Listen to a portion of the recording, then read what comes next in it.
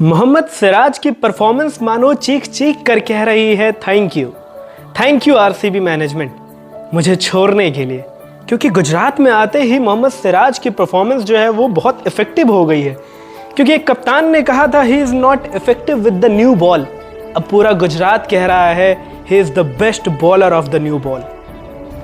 आप सभी को याद होगा कि सिराज ने कहा था कि खुद ही सुन लीजिए, I'm only believe on Jesse bhai because game changer player. He is only one guy is Jasprit Bumrah.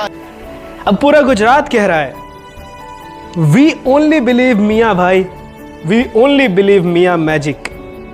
RCB के खिलाफ 4 ओवर के स्पेल में महज 19 रन देकर 3 विकेट लिया और उसके बाद एसआरएच जैसी खतरनाक बैटिंग ऑर्डर के सामने 4 ओवर में महज 17 रन देकर 4 विकेटें। पर्पल कैप की रेस में नंबर 2 पर है और हो सकता है कि इस सीजन वो पर्पल कैप ले भी जाए। वैसे आपकी क्या राय है, आप जरूर कमेंट्स में बताइएगा। क्या लगता है आपको, इस साल का पर्पल कैप मोहम्मद सिराज ले रहे, और अगर वो नहीं तो फिर कौन, वो भी बताइए और साथ में फॉलो कर लीजिएगा।